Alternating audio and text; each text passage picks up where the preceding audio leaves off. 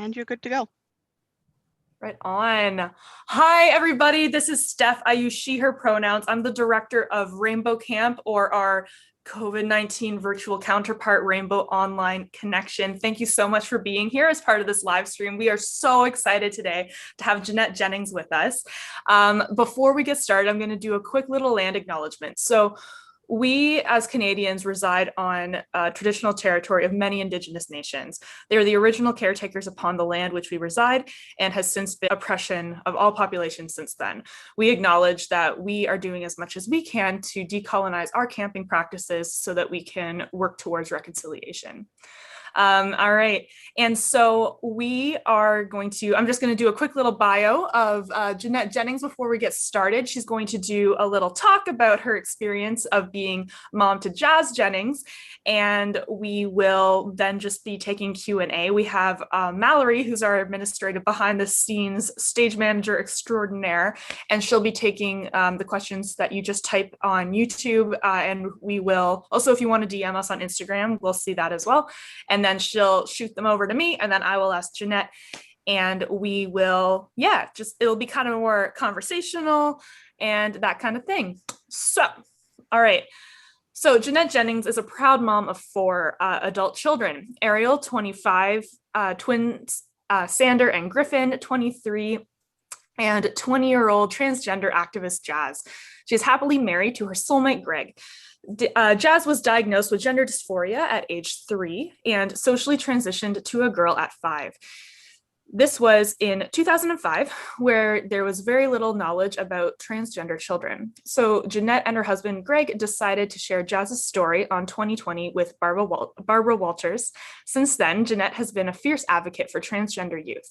Their family is featured in the award-winning docu-series I Am Jazz, and Jeanette is the president and co-founder of the Trans Kids Purple Rainbow Foundation. She spreads her message of unconditional love and acceptance through media and speaking engagements nationally. So we are very, very lucky to have her.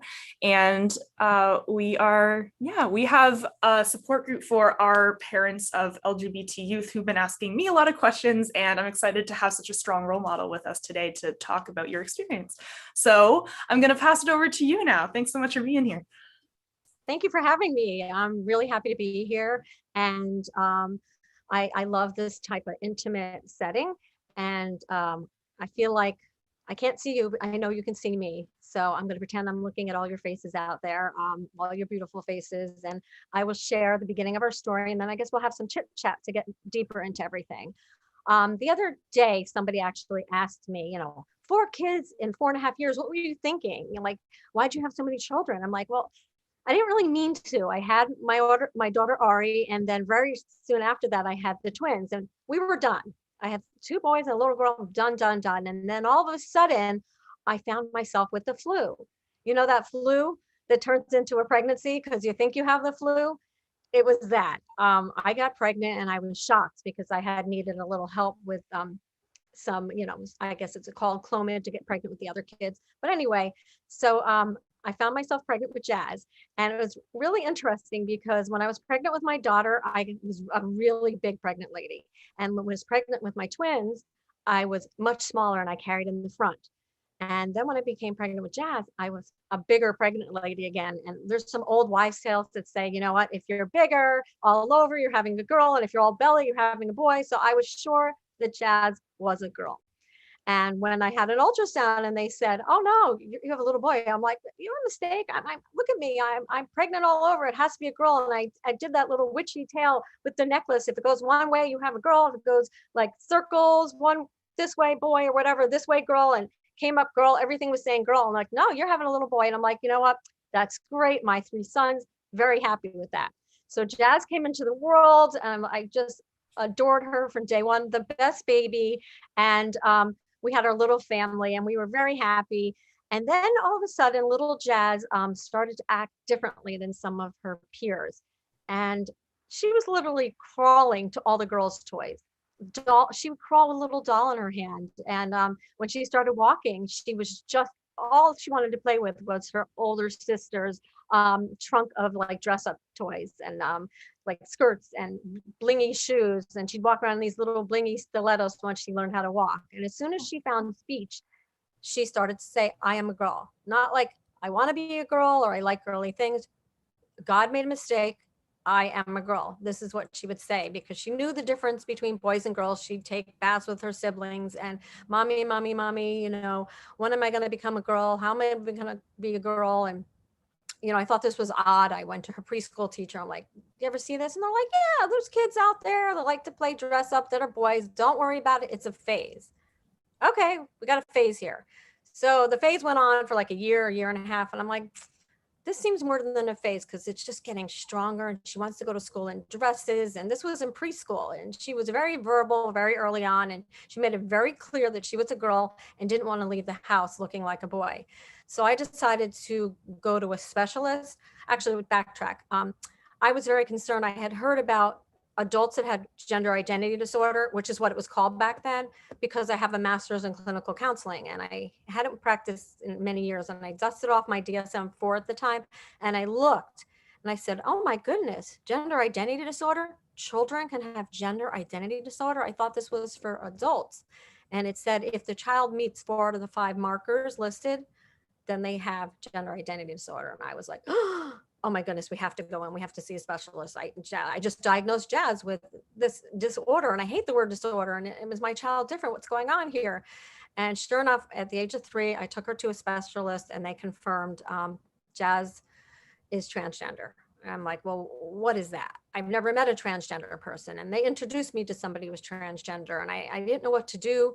The doctor at the time says, I don't treat children. I've never seen a 3-year-old child with gender identity disorder. So like they took me to a specialist, which made us feel really good because we knew that she had met other kids, but they were older.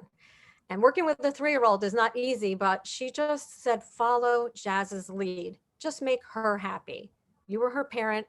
And I always say, it's a child's birthright to be loved and to be happy. They're put on this planet because you put them there. So it's your responsibility to make sure they are loved and happy and taken care of. And I said, I will do anything I can to make my child happy. And shortly after that, I started reading statistics and I found support group for parents of transgender kids. But all these kids were older, 8, 9, 10, 20, 30. Like, does anybody have a preschooler out there? And it was just me, but they were very supportive and very loving. And those early days, that support group was all I had and they got me through. So I'm very grateful for that group that's no longer exists, unfortunately, because Yahoo took down their groups, but they guided me through and it was time for kindergarten. I said, has anybody out here transitioned before kindergarten? And there were crickets, nobody. But the parents in the group said, you know what, just do it. What's the worst thing that can happen? Is she going to change her mind? Well, if she changes her mind, you know what?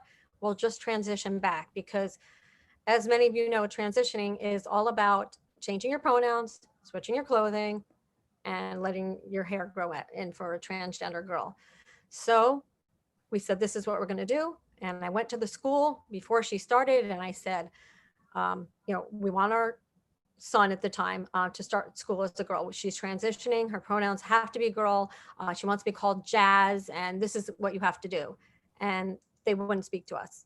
They just didn't want anything to do with us at all. So somebody said, why don't you go to a local paper and put pressure on them? So we did that, but we didn't use our names. We used fake names and no pictures, but the school knew it was them. And they said, all right, we'll have a meeting.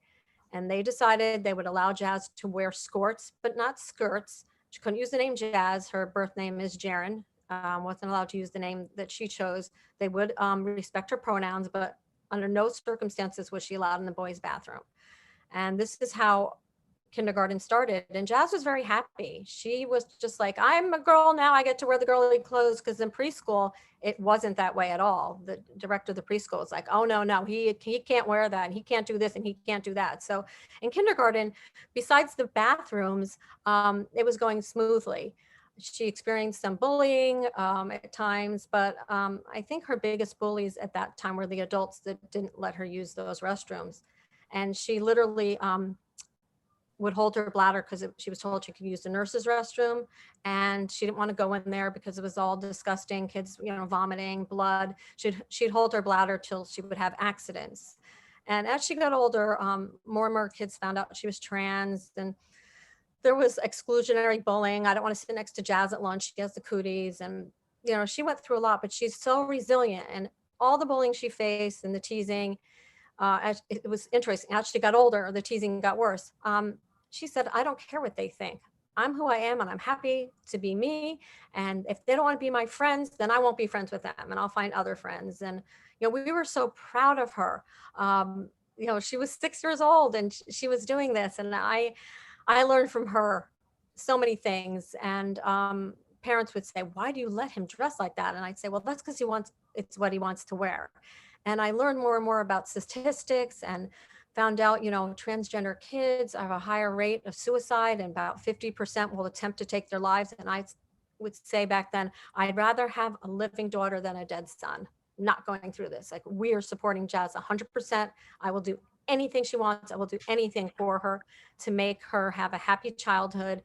And, there were many battles that had to be fought. But like I said, she was resilient. And I've told other parents, parent the child that you have, not the child you wish you had. And I've always followed that motto: leave your ego at the door and treat your kid like a human being and not like an object, or like they're supposed to do this or that. Jazz does what Jazz wants to do because she's a girl and that's who she is. And she can be bratty at times, there's no doubt, because she gets her way a lot of times, the baby of the family. But that's true for a lot of kids. It has nothing to do with her being transgender. She's very proud of who she is. She's never said, I wish this didn't happen to me, or I wish I wasn't trans. She's actually said, if I could do it all over again, I'd still be assigned male at birth and be transgender, because it's part of me. It makes me me. And I've always said, wow, you're the bravest person I know, because a lot of trans kids can't say that. And I beam with pride of many things that she does. And, I'd rather the rest of her life goes on, because, I'm talking about elementary school, and I'll take questions about elementary school, high school, anything that you want. We can have a discussion. But at this point, I feel like I'm rambling. So I'd like to open up the floor for more of a conversational talk, if that's okay. Yeah, that's awesome, Jeanette. Thank you so, so much. We have a few questions. So Mallory is just a reminder. So if you just joined a little late, you can ask your questions in the chat below, and we will just have Mallory copy them, paste them to me, and then we will spark the conversation that way. And so just to start the conversation, we have a few that Mallory sent in just now, but one that is common among the parents who we work with and ask us all the time is, how young do you think is too young for either social transition and then medical transition, right? Like, depending on where you are, there are different laws, so those kind of govern when you can get certain medical interventions. But in terms of social intervention and that kind of stuff, what's your opinion, and how do you navigate like the too young kind of question? Well, remember, this is only my opinion. And I was told by doctors, insistent, persistent, consistent. So she consistently said she was a girl. She was persistent, but and she was insistent. But the consistency is what we needed to see. We couldn't be like, oh, for 2 months she said this. It was over time. So I feel like by the time, if they've been saying since 2, I'm a girl, by the time that child is 4 or 5, I think it's safe to allow them to socially transition. Worst case scenario, they go back. But if this is going to make them happy, if for 2 years they've been saying, consistently, I am this. So I wouldn't say 2.5 years old, even 3 is kind of young, but some people do at 3. You just need that time to see that this is not just a phase, and this is not just like a tomboy or a tomgirl. This is truly gender dysphoria, and then have that professional confirm that as well. Always have the professional. I tell people immediately, if you feel there's something going on that's different, don't ask me the questions, ask the professional, and then come back to me and I can tell you what we did. So that answers that question. In terms of hormones and later on, we allowed Jazz to go on blockers when she hit Tanner stage 2 at the age of 11.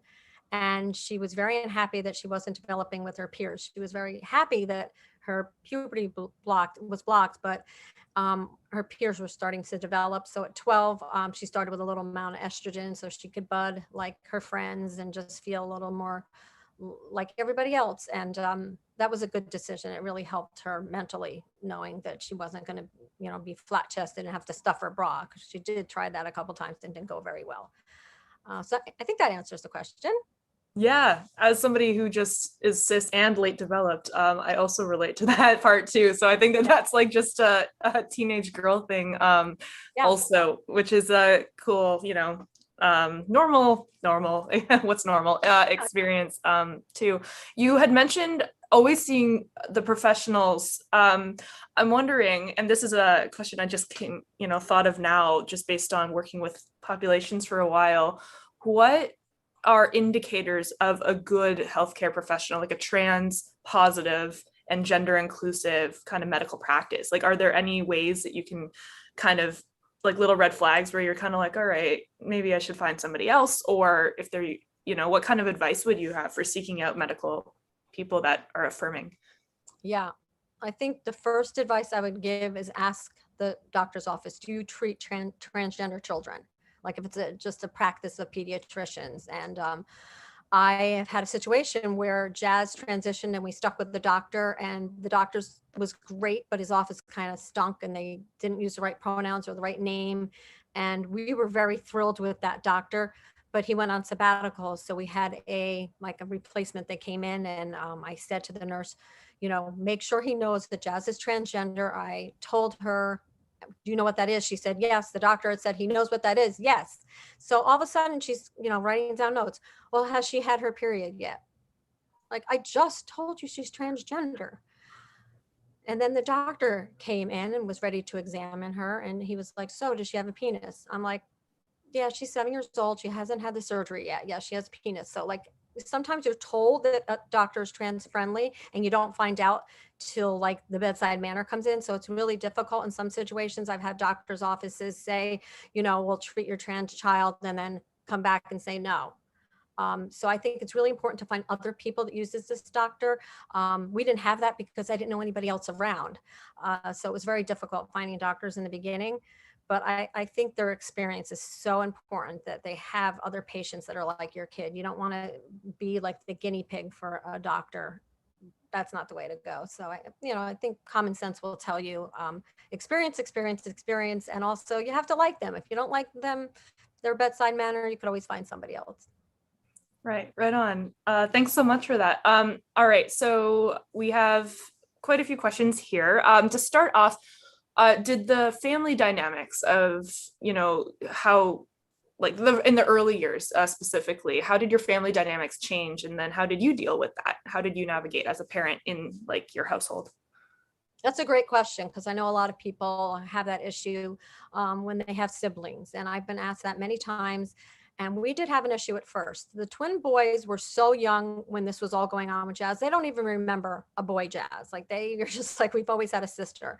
But my oldest, my girl, my princess, the oldest girl, she was like the queen. And she didn't want to lose that throne. She didn't want to share the throne. She wanted just to be the only girl, which she had been used to doing for 8 years, because Jazz socially transitioned at 5. And she told us that she was not happy about this.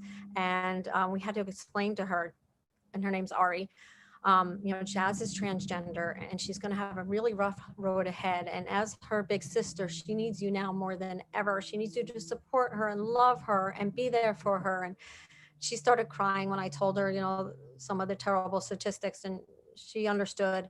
And she said, Mommy, Daddy, I love my little sister and I'm going to be the best big sister I can. And I get a little teary when I think about that, because I remember her face. And they're close to this day. It was hard in the beginning to get adjusted the pronouns, and I know everybody has that situation, but sometimes it's difficult in families that are used to a certain way and then they have to change over. I've always thought about that, like some families have difficulty because you have a girl, let's say, that transitioned to a boy, and it's obvious now that was my sister, now is my brother. But I've always wondered with an adult, and this is a little off track, that transitions, like that's my mom, but then they transition and you're like, well, they transition to a male, but is that, do you change like who they are, mom, dad, you know what I'm saying? Like that's my mom, but when they transition, do you say that's my dad? No, they're still your mom. So it's different with siblings. It's like, that's my brother, now they're my sister, but the mom stays the mom and the dad stays the dad. Am I making sense when the adults transition? Yeah, there's still the consistency there in that part. Yes. So the family dynamic is different for siblings than it is for when a parent transitions. I thought that was pretty cool. Yeah, and also when a sibling comes out much later too, like that whole I find, and I don't know, maybe what are your thoughts on talking about, so say when a teenager comes out as trans and then the family, switches names and pronouns. What about those memories though, when you're kind of like sharing experiences of a family vacation when they were the other gender or the other name, that kind of, I don't know, thoughts on that? It's more of like a sentence dot dot dot question mark. Oh, I do definitely have some thoughts on that because I have to say every situation is different and every story is different and there's no right or wrong. Like I can hang a million pictures around this house of Jazz when she was a little boy and she could care less. But I know parents who's like, they don't want to be referred to as ever that name that they used to have. They don't want, to slip with pronouns, take all the pictures down, take everything. I don't want to be reminded of those days. I just want to move forward, which is okay too. So that's like an individual, every household is different. And some kids will say, let's just not refer to those days or use my pronoun. And even Jazz will say, when you're referring to me as a little kid, still, use the pronoun that I am now, which I think is probably pretty consistent with a lot of families. They don't want to say the little boy Jazz or, our daughter. Even when I'm speaking to you now, I say daughter, even when Jazz was living as a boy at that time. So yeah, I think that answers that question. Yeah, no, I was just curious about your thoughts. Thanks so much. That's really cool. Um, so, sorry, I'm just trying to find one that kind of like builds on the conversation. Okay, well, how about my legs asleep? I'm sitting on the floor in my bedroom. And I have to sit crisscross applesauce. I'm also sitting crisscross just on my couch. Oh. I'm a floor dweller also, usually. Okay, so how about yourself though? How did you, as a parent of somebody who requires a lot of, it's never easy when you deviate from what society is called normal, right? So how did you take care of yourself through these kind of transitions? And you're caring so much for all of your children, but especially for Jazz. So what kind of self-care did you use and how did you support yourself in these like challenging times? Yeah, I speak about things now sort of lackadaisical, but it wasn't. I mean, this was hard. We cried so many times.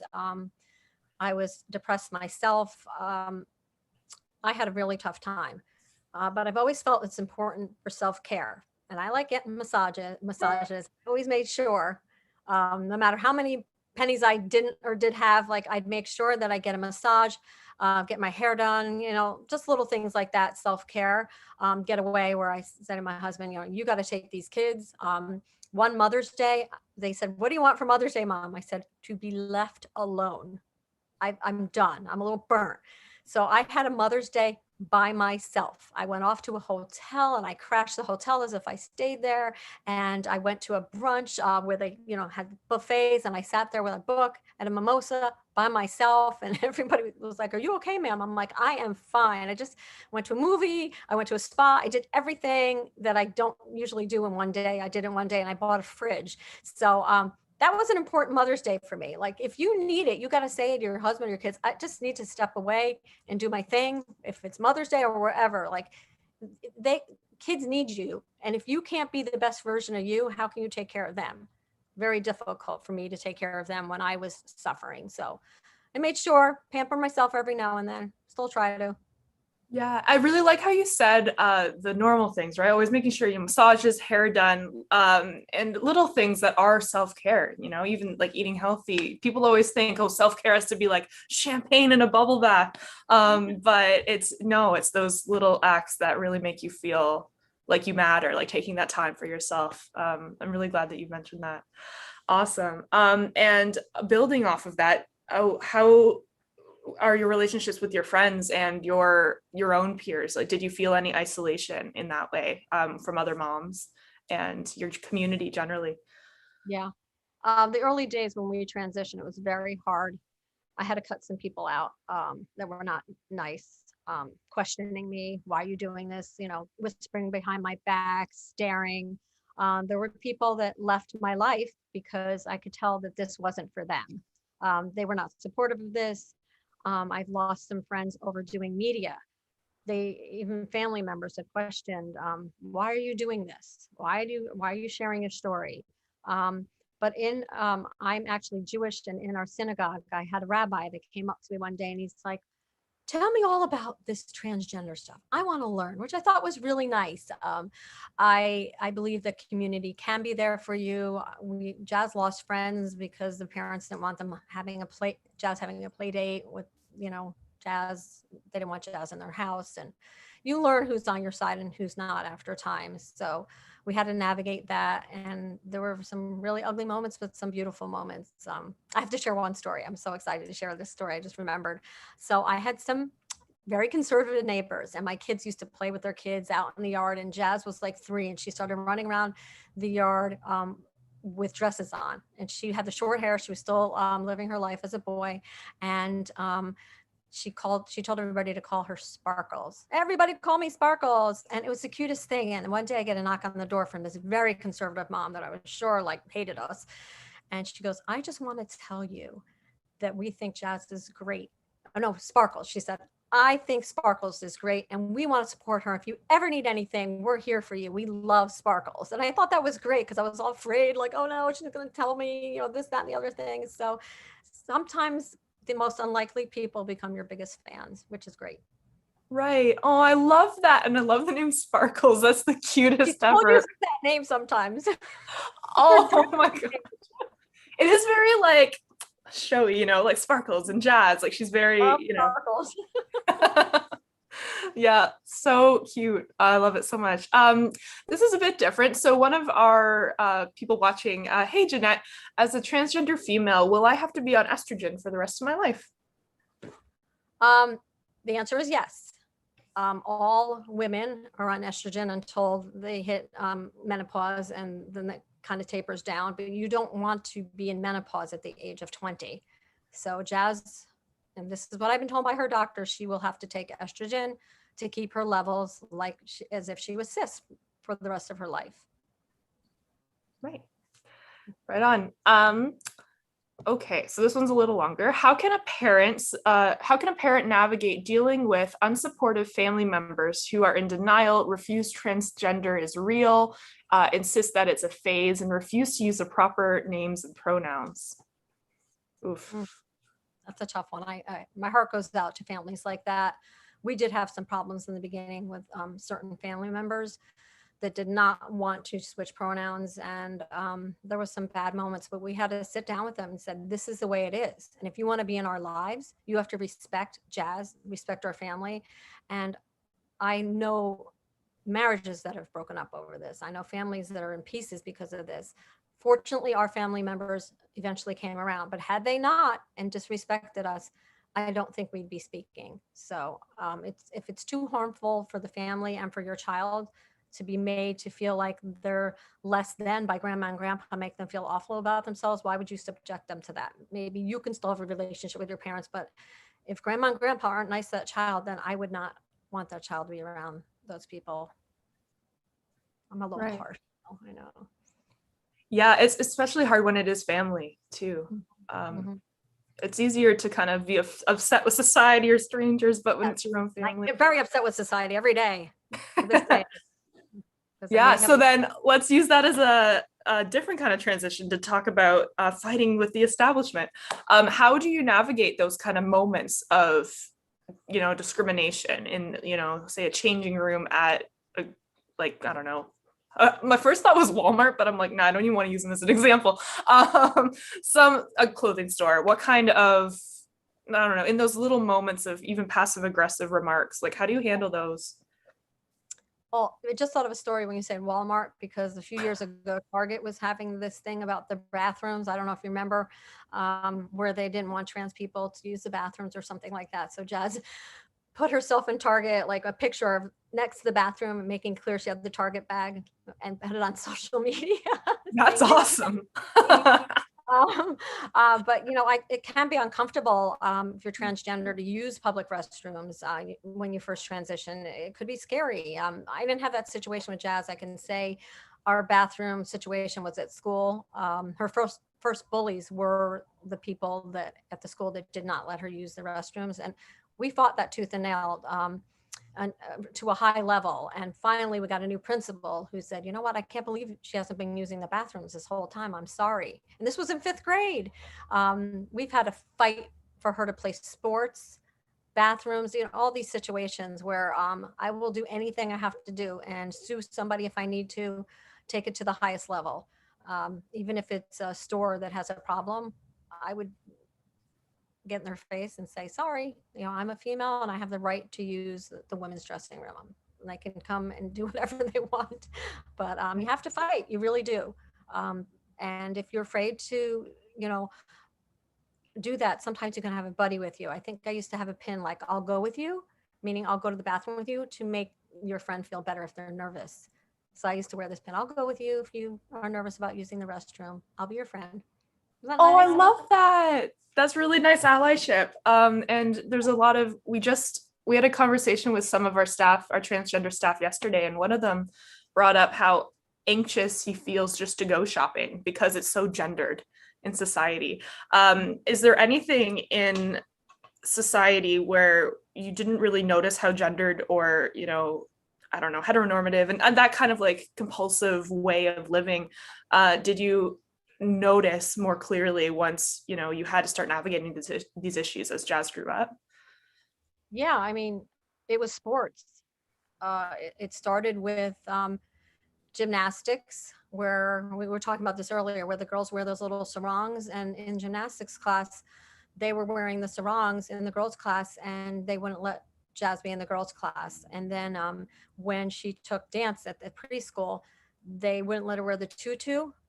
And she had like a meltdown during the recital. She knew the song by heart. It was Good Ship Lollipop, and she was supposed to do all these dance moves. And at the time, she had not transitioned, and she just stood there tapping her toe, like looking like she was going to cry. So that was the situation. And then sports happened, and at first they're unisex, and then they weren't. And it's right down the middle, boys, girls, and Jazz wanted to be with the girls. And at first they let her, and then it became a big deal, like a national thing. And that's a whole story in itself. But for 2.5 years, she was not allowed to play on the girls' team. And she would practice with them and sit on the bench. And she played with the boys' team. She tried that, but it really gave her dysphoria. It was very, very bad for her. And then even in high school, when we started tennis, she had to go through some paperwork before they allowed her. So she had to sit out the first 3 tennis matches.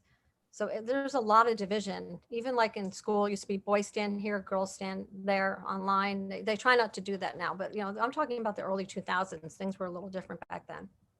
Right. And I mean, I'm only a bit, I'm like 9 years older than Jazz-ish. But I mean, like they would in gym class and stuff, boys versus girls and dodgeball or whatever. Right. And like, as a kid, I didn't think about it, but I mean, what side do I go on? That causes anxiety, and that can really like, make simple things be really, hard. Yeah, the simplest of things. I have an interesting story with that, because back then, a lot of people didn't know anything about being transgender. We want to make sure that Jazz could play soccer on the girls' team, and they make you present a birth certificate. And it's really for age. They want to make sure you're not sneaking into a different age group. So they're looking at the birth certificate, not for gender, because they see a little girl, they don't assume transgender, because it wasn't like that back then. So we took a coffee cup and kind of stained it right where the gender marker was. And that worked for like a year until people found out she was trans. But yeah, so we would take her in line, we'd be sweating. Oh my God, are they going to notice? And then they just let her go by. Okay, she's in the 7 to 8, age group. That's all they cared about at that time, at least. That's crafty, actually. Yeah, birth certificate, it's crafty. I like that. That's crafty. Yeah, that's awesome. Gotta do what you have to do.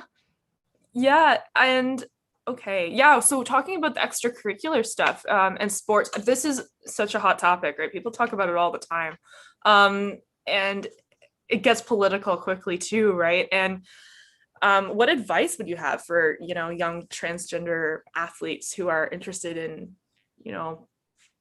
being the best athletes they can be and also the best people they can be? I believe, as a dance teacher, and I grew up as a dancer, that breaks my heart to hear. I'm like, no, like dance can be so beneficial for all kids. And so what kind of advice would you give for families who are dealing with these kind of like binary situations, but they want to keep their kids active?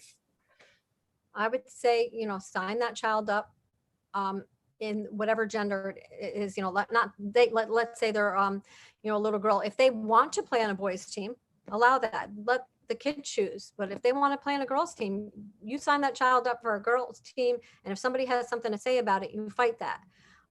This is just me. I make a big stink about everything. You're not gonna let my daughter play. Why? What's wrong? What do I have to do? Who do I have to talk to?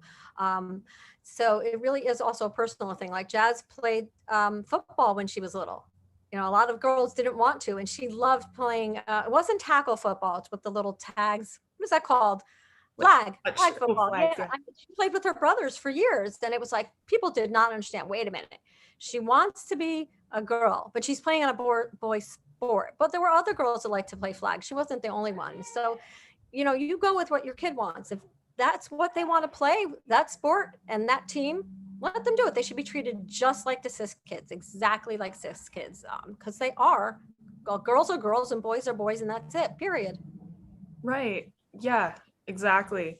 Then we don't have any. So, okay, just a reminder, I don't want to break the flow of this conversation. It's so good. But if you have any other questions before we kind of wind things down, please write them below, and Mallory will just like shoot them over to us.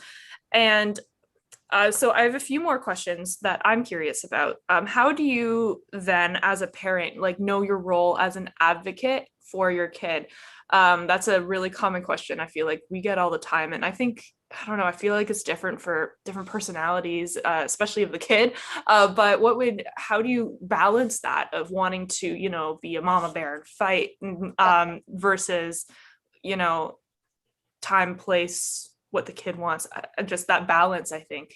Yeah, sure. Well, all of us are mama bears and papa bears. Anybody out there, I feel like you have a trans kid, you are already that. But not everybody wants to be visible. Not everybody wants to go on their soapbox, and that's okay.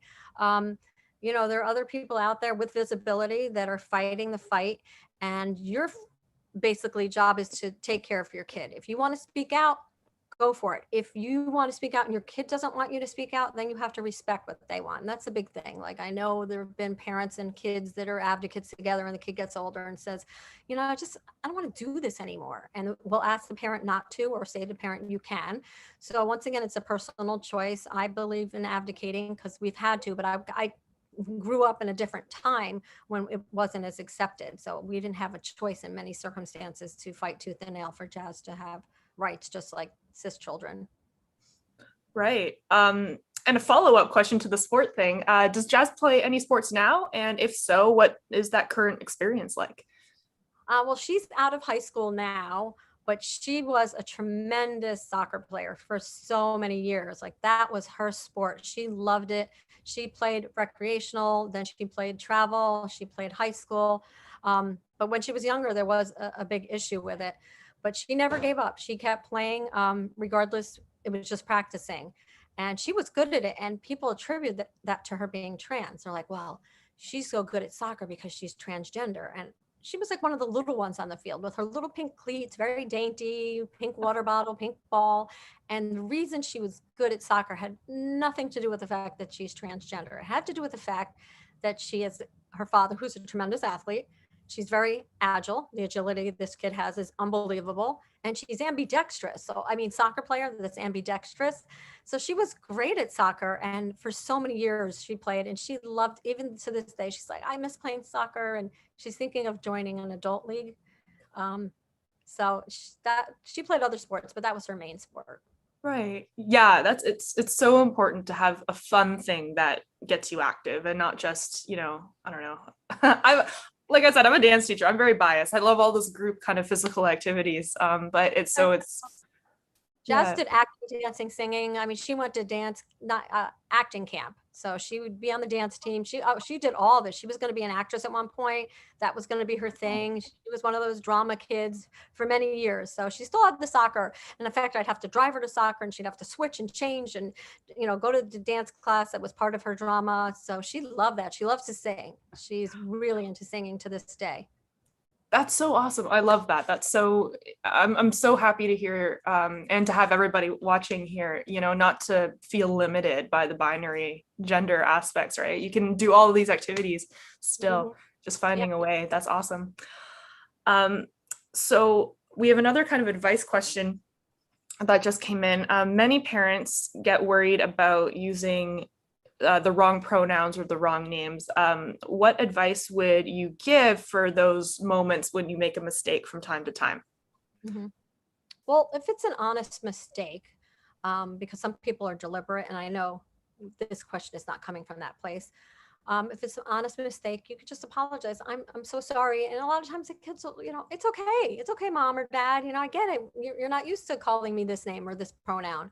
But you could just apologize gently and you're doing your best. Parents you're wonderful. The fact that your child is transitioning means that you're a great parent as it is. And every parent's going to make mistakes. Even though Jazz transitioned at 5, I still botched up pronouns, and when she changed her name formally, at school, it took me forever to start calling her Jazz. So she understood. She was like, it's cool. It's all right. But that's her. Other kids might get more upset, but I can't speak for them. Yeah, right on. Cool. So, one more, how do you deal when someone who continues to misgender your child? So that's somebody that's doing it obviously with intent then, I would assume, because usually, you get it after a while, and you just have to talk to that person. Like, do you have an issue? Why do you keep misgendering my child? Is it just an accident, or are you doing this on purpose? Because if you're doing this on purpose, we don't want to be around you right now until you can get this right. So some people, older people, sometimes it takes a while for them to just remember, and it's not something they're intending to do. We had some family members that refused to use that pronoun for a couple of years. And it got a little ugly for a while, but then things turn around. Right. All right. So we're going to shift gears a little bit. Okay. So you have kids you have 4 kids, and they're all different ages, different genders, different experiences. What is your experience like as a parent with having your kids dating and rules and kind of with that? And then comparatively, what kind of experiences can you kind of speak to for parents who have trans kids who maybe just aren't there yet, like their kids aren't dating yet? What kind of advice? I don't know, more of a discussion topic than a question, I suppose. Yeah, you can get very deep into this. I treated all my kids the same way as when they were younger. If my daughter had a boy over, you guys can't be upstairs alone in the bedroom unless the door is wide open. We kept the same rules for the boys and the girls, and my daughter was very boy crazy at an early age, and my sons it took them a little longer. With Jazz, I have to say, we're a little more protective, just because of the hate out there. And a lot of people would disagree with what I have to say right now, but I believe in disclosure before dating. I want my kid to be safe, and I have heard too many cases of somebody not disclosing and being hurt. And I don't want that there. I even spoke to a mom whose daughter was murdered because she didn't disclose. And she said, just make sure when your child is out there dating that whoever she's dating is accepting and knows that she's transgender, because my child is not with me today because of this. And it wasn't it's not victim blaming. It was a safety thing.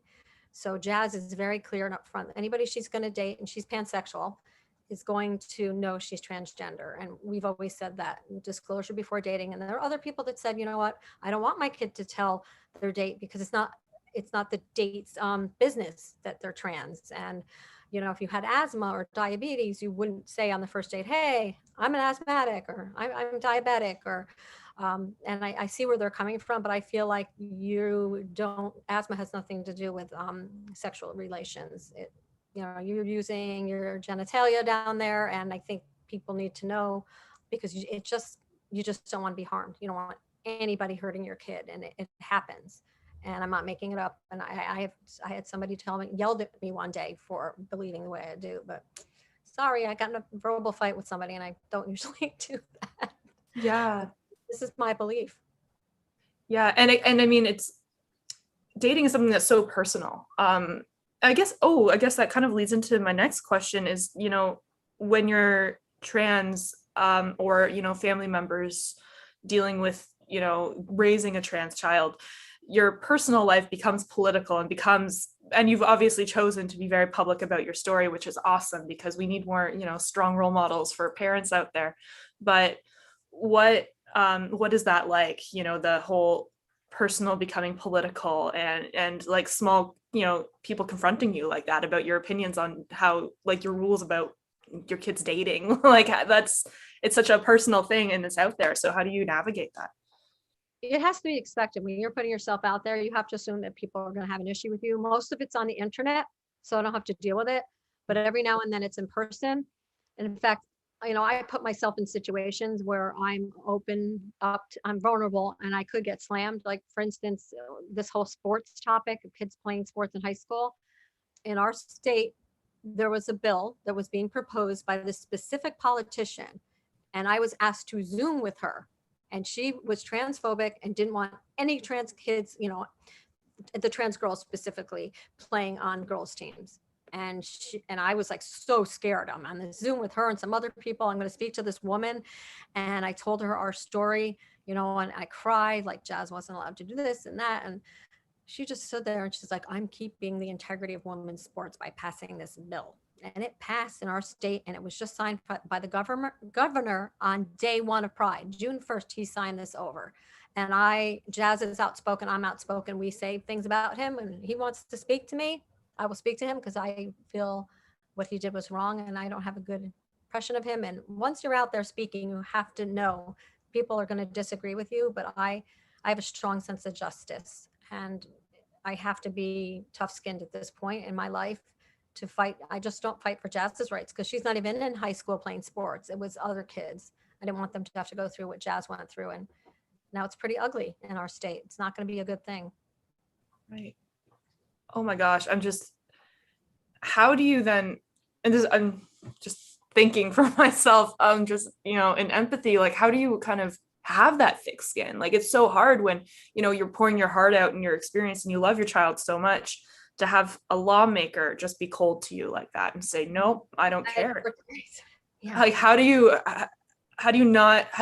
channel that into activism rather than just imploding? Like, I'm just like, oh, I would be devastated. Like, that's so hard. How do you grow that? I did kind of implode a little bit, right, as I was speaking to her. But the more she was resistant, and I always say, haters are our motivators. She just got really mean. And the meaner she was, the feistier I got. And it's because it's kids. You're fighting for children's rights. How could somebody there want to hurt a kid? And I said to her, you are going to hurt kids. Transgender kids are marginalized. They're the most vulnerable. And by doing this, you are going to hurt kids and perhaps make them more suicidal. Right. And she's like, well, I'm sorry. This is just the way it has to be. And I just wanted to go through the Zoom and be like, oh, yeah, shake this person. And I had never experienced something like that up front. I spoke to a whole bunch of politicians, but she was the coldest and she was mean. Wasn't nice. So no. I lose my composure and I feel scared and I cry and sweaty palms. I get really nervous. There's no doubt it's not something that comes natural.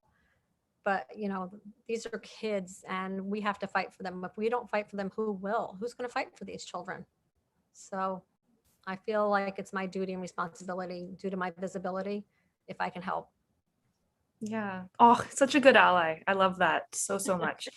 And then if we shift that, what about, we're talking about, I Am Jazz at this point has been on for so many years, and Jazz is such a strong role model to so many youth. And it's so at our camp, like when kids come to us, we hear kids feeling connected to her story and they've never, met her even. And I think that's just such a profound, beautiful impact to help kids feel less alone.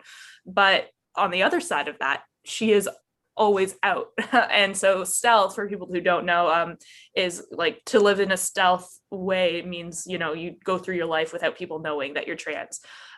So with like that option isn't really available to Jazz anymore because she's so recognizable, right? So how have you ever considered that? Like what, like if she wants to in the future or? Yeah, she does talk about it because she's going to go off to college.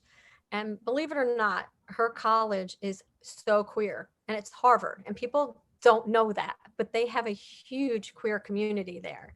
And she's like, maybe I can just be a part of the community and dye my hair blonde and people won't recognize me. Maybe I'll just do that. And I'm like, if that's what you want to do, you've done your work. You have worked hard, and everything you've done is not going away because we have, the internet that lasts forever.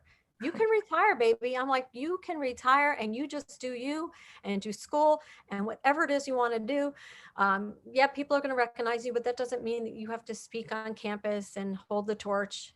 And she almost got a perm the other day. She's like, I think I'm going to get a perm. And I'm like, well, people wouldn't recognize you if you had this like curly hair. And she decided not to, but yeah, we always back her. Whatever you want to do, and everybody will understand if you want to retire. It's okay. You will always have support for the trans community, but if you don't want to be this big ally anymore for everybody, then it's all right.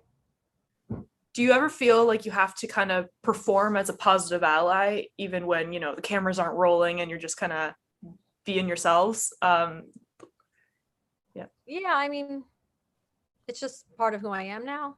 Right. Like, the cameras are rolling or not, it's just me, and I will continue to do this because even when Jazz is older and has kids, there are still transgender youth out there. I have a foundation, Trans Kids Purple Rainbow Foundation, that I'm a co-founder of to continue to help kids through the work that we do. So I will always be there for the kiddos. Awesome. Right on. Okay, so we're almost at time really almost at an hour. So just like, okay, so I listen to Brene Brown's podcast because I'm obsessed with her, and she always ends with some rapid fire questions, and so I have like 3 that I want to ask you just so people can like round you out as a person. What TV show are you binging right now, or is your favorite TV show binge?